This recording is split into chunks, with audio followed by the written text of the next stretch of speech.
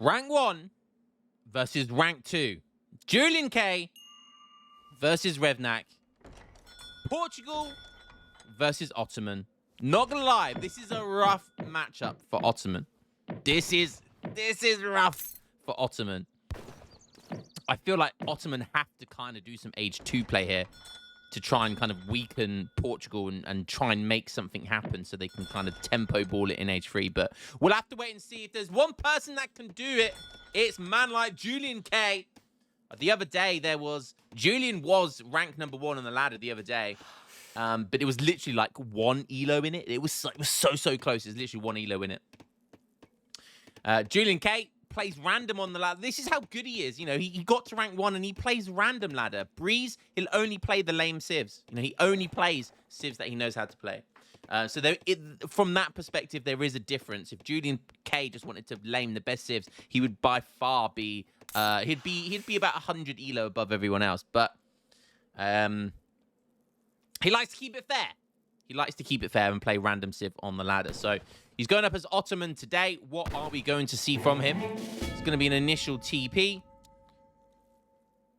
got his mosque as well and a house. So pretty standard stuff there. By Julian, 3 vills on the way. Let's have a look at this deck. And oh my goodness me. Deary me. If I was drinking a cup of tea there, I would have spat it out everywhere. Because look at this.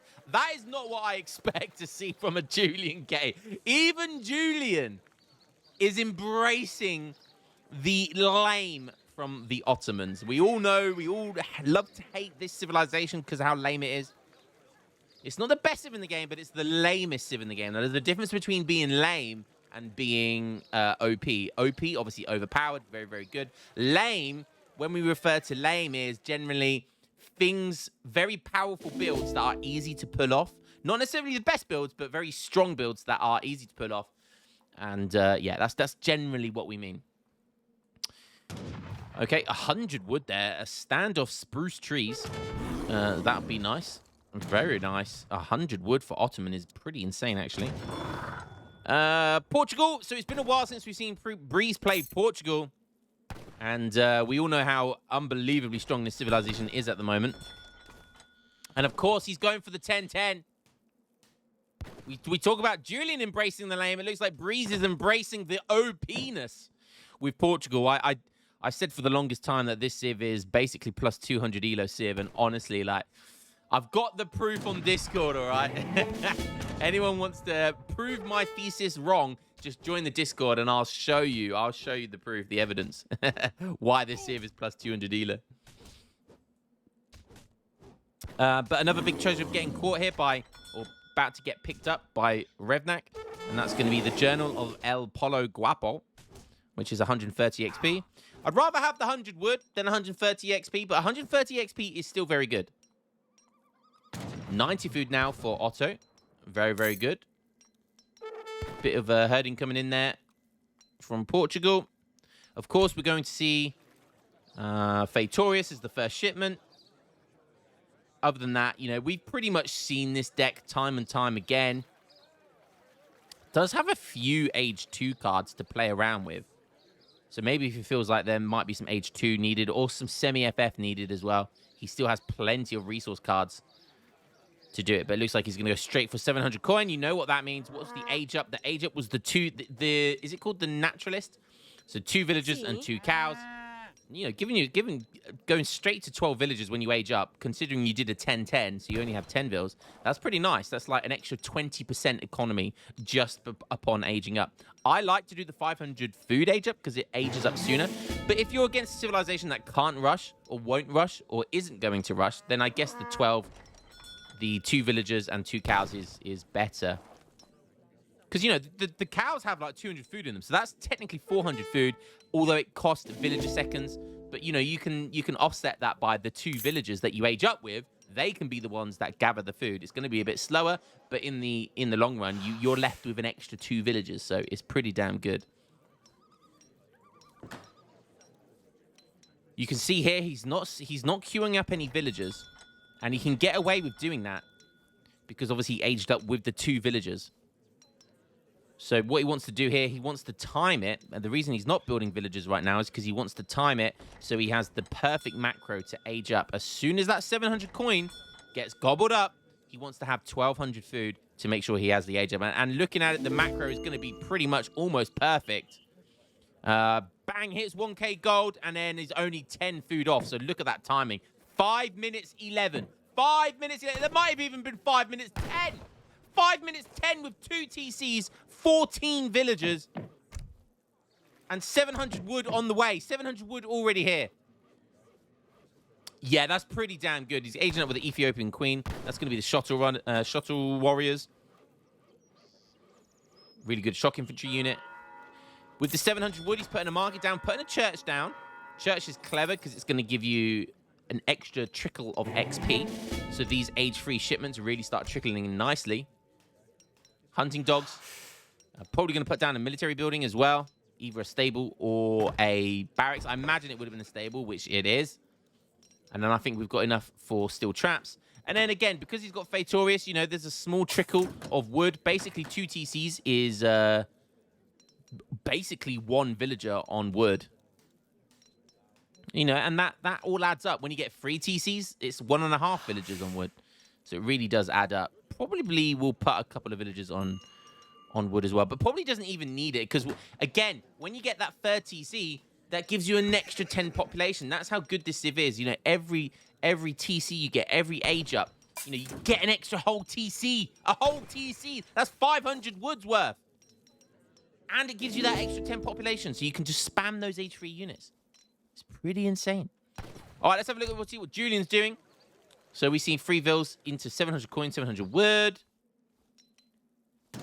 And yeah, now he shipped 1k gold. So super fast age up here. And I didn't even notice how quickly he's aged up here. So if there's one civ that ages up faster than Port's, it's probably Otto. However, I think Portugal technically can age up the fastest into age 3. Especially if they age up with 500 wood food. But obviously, Portugal didn't age up with their fast age up.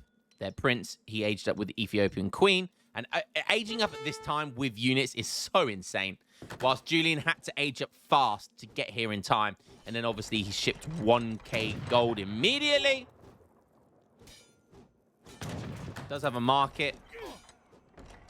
Does have a 2nd TC as well. So 700 gold into 700 wood, and 500 of that wood has gone into this TC over here, the 2nd TC. Another 100 into the market, and then I presume he's got hunting dogs because he doesn't have much wood left over. So there must have been probably hunting dogs maybe chopped a little bit. Or with that extra 100 wood that he got from the treasure, he then got enough for steel traps or placer mines. Or maybe both. Maybe both. 10 goons coming in here.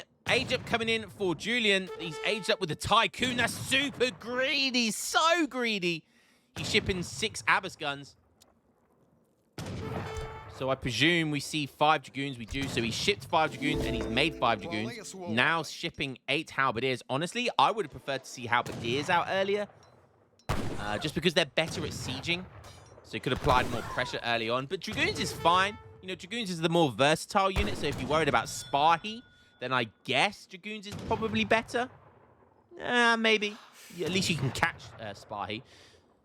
So from that perspective, I guess Dragoons is a safe bet. Does lose 4 Dragoons to TC Fire. Julian should have those Abyss guns out. Where the... Oh, he stopped shipping them. Okay, interesting.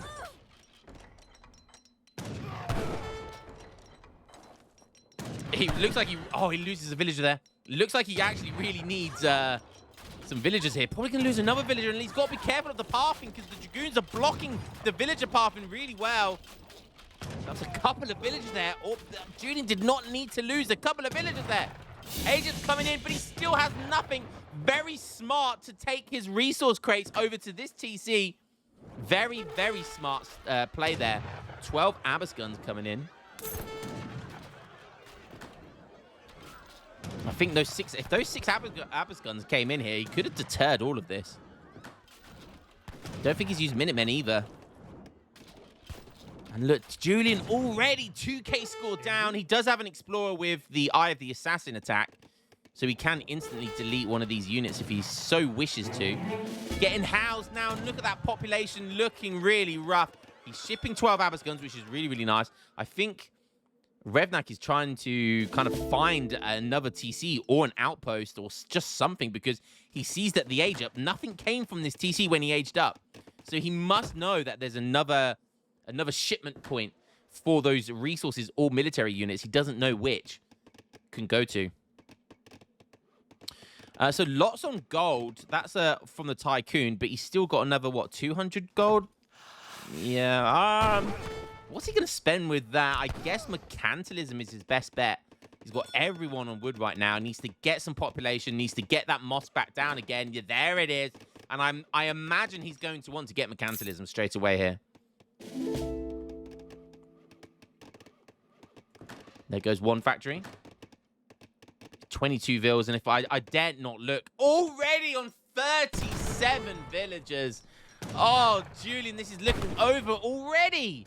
He is in age 4, but can he make anything happen in age 4? Villager's going to be body blocking. Nice choke points here as well. TC fire. Does he have enough Minutemen? Hussars are on the way. Nice choke point again by Julian, but it's going to get body blocked from both angles by Revnak. Goons go into melee. What he's trying to do there is stop the Abbas guns from shooting. He wants the Abbas guns to be in melee mode, and you saw there that's exactly what was happening.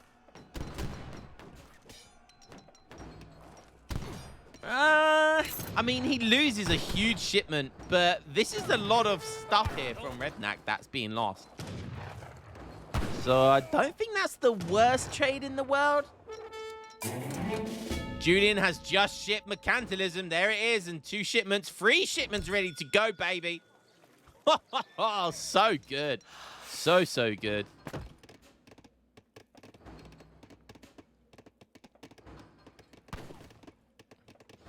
The second factory coming in. It wouldn't be a Julian game without going full greed here.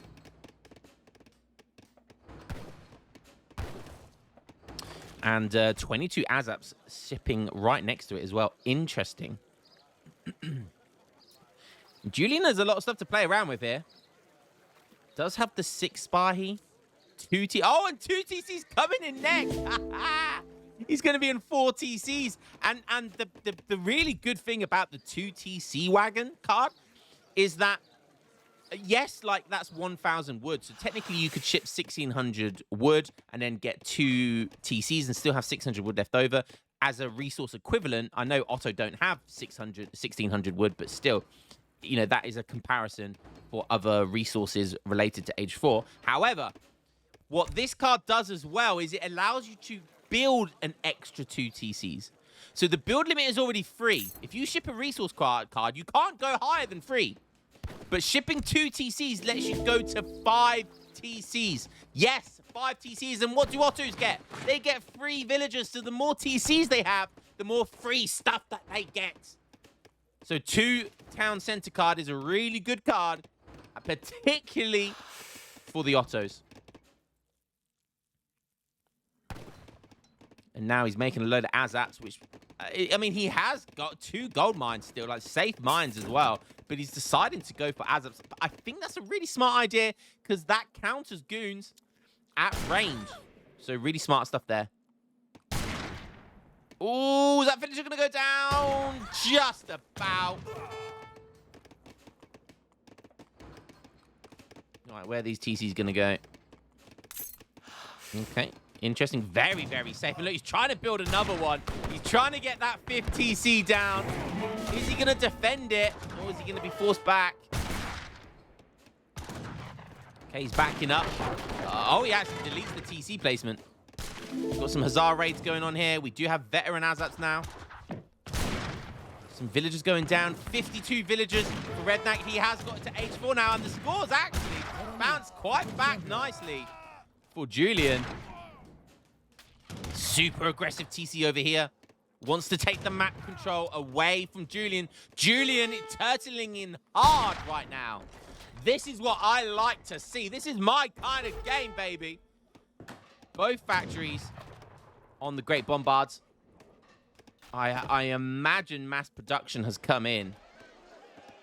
shipping 2 great bombards now. So we're going to see 4 bombards with a load of veteran Azaps. Julian K with the great bombard. Hey, let's go. This man can do everything.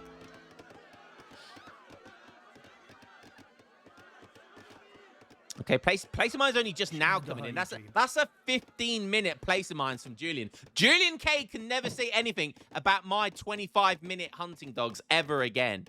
I will hold this against him.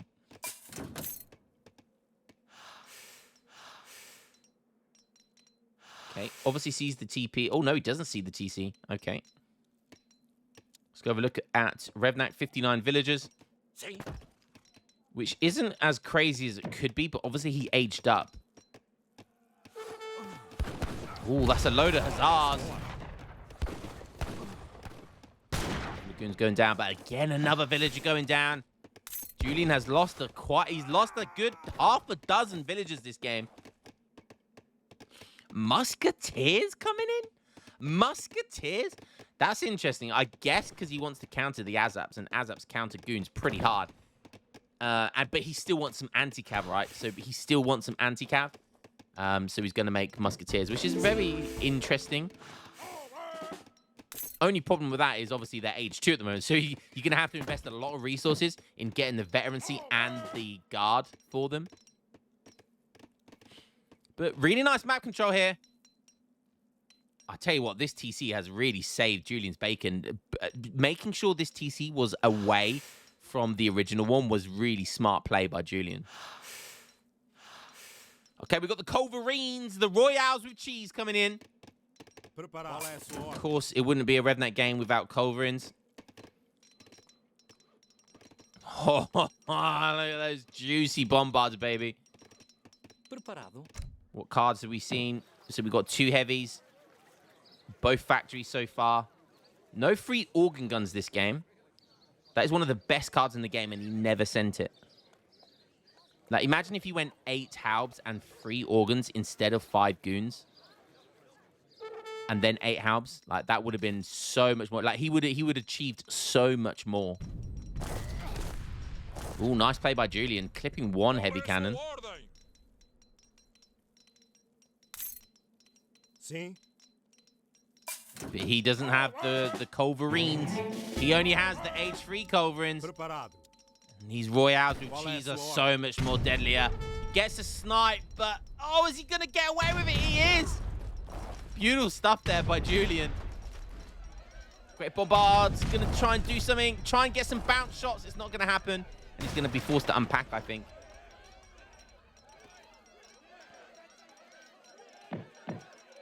Two more Bombards on the way. Not far off max pop here from Ports. There comes the veteran Musketeers. He's shipping gunpowder infantry combat as well, so that's going to be good for Castadors and Musketeers. Also, a Musketeer is, you know, it's just as good as goons. You know, even more. They do even more damage to cav in melee, I think. So it's still a very effective anti-cav, like anti-spy, essentially, unit here, which is what he's so afraid of. And it's only 1 pop. So he can make more of them instead of the goons, which are 2 pop. So go for the Musketeer play is actually pretty smart here. 46 villagers for Julian. So many Bombards just pumping away here. Little cheeky wall here from Julian. This is like the best Julian game I've ever seen because it's such a DE lame game.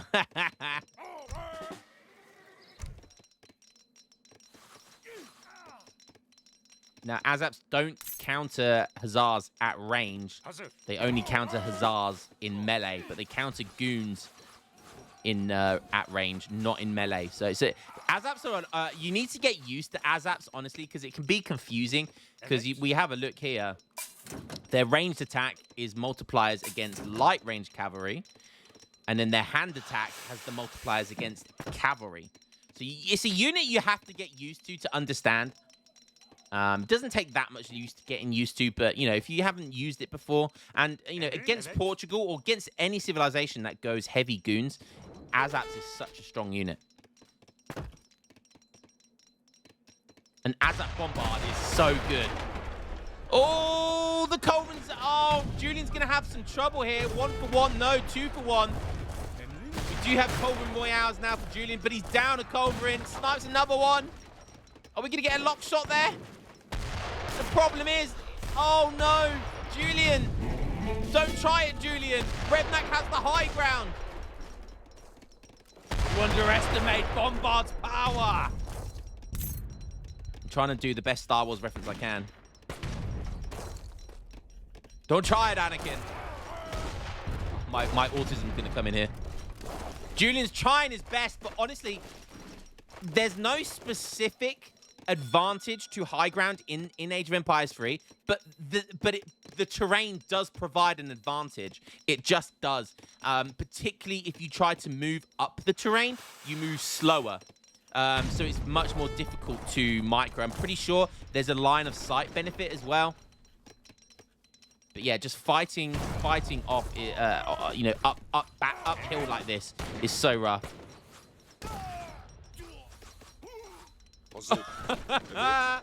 Oh God, March of the 12 Bombards. Let's go, baby.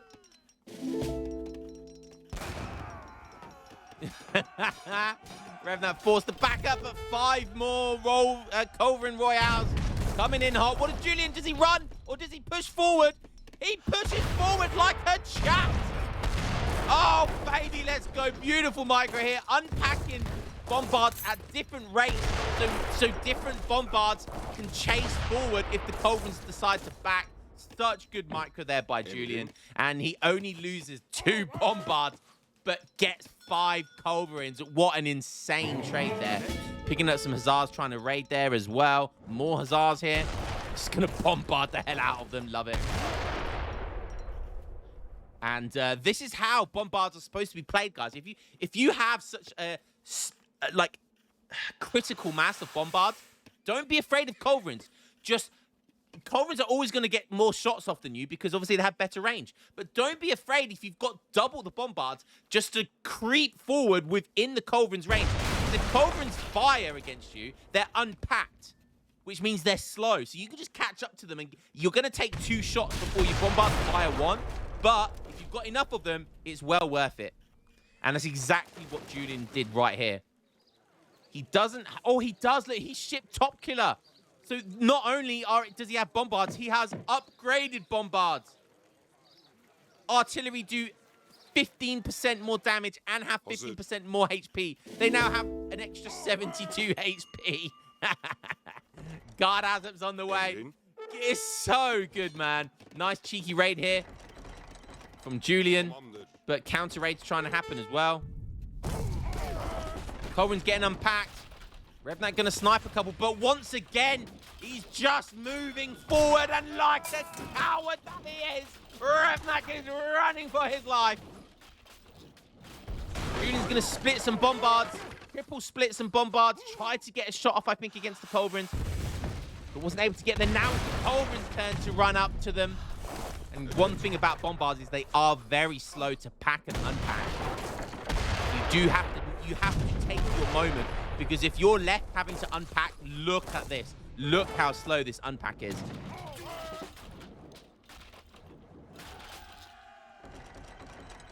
But still got 11 of them. More on the way. Oh no, I tell a lie. He's still got 13 of them. He's getting more and more. Revnak's trying his best to raid here. He's got a TC with a couple of mills now and Minutemen being called against these Azaps, but Julian's going to see that now. 60 villagers, those 4 TCs. He never rebuilt that 5th TC, but still the economy lead is in favor of Revnak. But honestly, you can't... I know Great Bombards technically say they cost 600 gold and 100 wood, but you can't put a price on these things. You cannot put a price on these units. I'm sorry, you can't. Especially when you've upgraded them as well. You just cannot put a price on them. The price that you put on them is either you win a game or you don't. That's the difference. Great Bombards, they're going to win a game or they're going to lose a game. It's as simple as that. It's as simple as that. And it's all going to come down to Micro and timing. Micro and his timing and positioning. Can he position and time it perfectly? And Revnak does have Legionnaire and Musketeers, which is really cool because you don't see them very often. But he's got some decent musketeers there, which will trade well, which will do well versus the Azabs. The only problem is they're not going to do well versus this many Great Bombards, and 13 Great Bombards coming in hot. Kills one Culverin, and just by forcing Redneck back, the Culverins are bumping into units. The parking's going all skew-whiff, and that's going to cause problems. It just will cause problems. Hazard probably could have gone in there. Azab's going to get stuck into melee here. Oh, look at the damage. And the Bombards are unpacking, and they're coming. They're running in hot once again. The Culverins have to make their last stand, but they get absolutely obliterated. Oh, Great Bombard, baby. Look at stuff go flying. Oh, these units just never get old. Even at a low elo level, even at the highest elo level, this unit never gets old. And now he's in his base, killing his dudes. Oh, God, yes. And there's nothing more satisfying than taking a factory down with Great Bombards. Oh, God, I could fall asleep to the ASMR from these bad boys. Oh, God. There's something meaty about their shots. Oh, God. Come on, Julian, get a big shot off there. That was a nice target lock. Go on, another one. Enough to see the second factory going down. A few more Culverins incoming. 70 Vils for Julian. He's going for the mosque construction. He's shipped Palace Intrigue as well, so he's now going to be able to get the text. He's now going to be able to get the text from the mosque construction card, Palace Intrigue card. A couple of Culverins getting beat here by some Azats. And Legionnaire Musketeers are going to get in somehow. They're going to be able to get in close. All the Culverins go down once again, but are the Legionnaire Musketeers going to be able to do the rest? It's going to be close. Oh, God. So one more big one. No, he goes down. We're going to see one more big shot. He's put them in stagger mode, so yeah, I think he's going to do enough. There's so many weak Legionnaires, though. But he takes down 2 factories. That was what was so important. 2 factories are going to go down. And look at this. It's just never-ending Great Bombard spam. You'd love to see it. And now the score's actually in favor for Juliank. Redneck being forced to ship 8 Cazadors, doesn't have any more. That's really not a great card, but he's kind of desperate. He is kind of desperate. You know, what else can he send here? Not a lot, really. Not a lot. Still making Musketeers. Juliank on mills now as well. 68 vills. I think Julian is on more villagers. Oh, and look at this. 6 Spahi on the way. He shipped the Nizams. He can ship the other techs as well. Oh, this is just too beautiful. I don't see how Redneck wins from here. He's gonna need like 10 Culverins. Top Kula coming in. Top 2 Corps coming in. Oh, it's too beautiful. And he sees the spy. He sees the spy and he just goes, fuck this shit, I'm out. And beautiful stuff there. Great Otto Turtle beating OP ports here. That was just beautiful stuff there by Julian. Great Bombards, just move forward. You want to be good at micro with Great Bombards, just move forward. That's all you need to know. And look at the village account. All resources. Oh, port's almost double the resources. But look at the military unit pop. Look, that's what at the end of the day, doesn't matter how much eco you got. If you got less military population, you're going to lose. 142 military pop Julian had. 142. That is an insane overpop. But at the time, it wasn't an overpop because he only had, what, 60 villagers? Insane stuff. Guys, I have a boner. Julian playing around with Great Bombards. That gets me going, baby. That gets me going. It gets me the good stuff. Hope you guys enjoyed that one as much. Well, not quite as much as I did because I'm a little bit excited. But I hope you still enjoyed it. And I'll catch you in the next game, boys. Peace!